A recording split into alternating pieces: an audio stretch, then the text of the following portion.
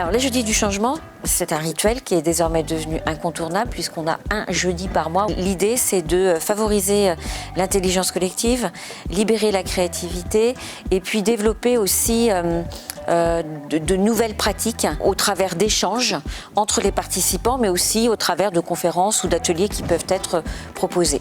Depuis 2015, la CPAM a enclenché une démarche de transformation managériale en optimisant sur l'intelligence collective et en mettant en place des nouveaux dispositifs comme la communauté des facilitateurs ou alors depuis 2019, on participe à la fabrique du changement, la FAB Nantes.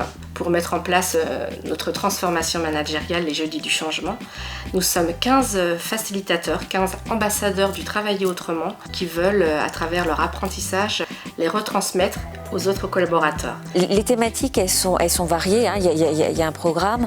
On peut aller très bien de la présentation d'un outil comme l'outil Klaxoon en passant par l'explication de la communication non violente ou le CODEV. Qu'est-ce que c'est que le CODEV? Comment animer un icebreaker? Donc on est sur des choses très pratico-pratiques et ces ateliers sont ouverts à tous sur inscription.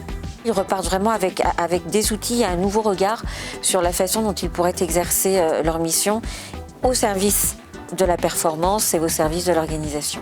On affiche un taux de satisfaction de 97%, notamment pour la convivialité, le contenu des ateliers et l'ouverture d'esprit des jeudis du changement. Alors les 5 clés de réussite que nous avons identifiées pour nos jeudis du changement, donc la première c'est l'innovation, l'approche innovante, tant dans le fond que dans la forme. Deuxième clé que nous avons identifiée, c'est du fait maison. Ce sont des ambassadeurs issus de nos équipes en interne qui s'inspirent dans et en dehors de la caisse. Troisième clé que nous avons identifiée, c'est que c'est un rendez-vous d'1 heure, une fois par mois, donc plus facile à intégrer dans l'agenda. Quatrième clé de réussite pour nous, c'est le fait d'avoir un sponsor au sein de la direction qui appuie la démarche. Et dernière clé de réussite, c'est le fait du coup d'être basé sur le volontariat, tant pour les participants que pour les animateurs des ateliers. Donc pour pouvoir nous inspirer de manière à animer une seconde saison, les ambassadeurs du changement sont déjà inscrits à la fabrique du changement 2023. Et par ailleurs, on est finaliste du concours Tadam. Il s'agit d'un concours d'innovation organisé par l'assurance maladie.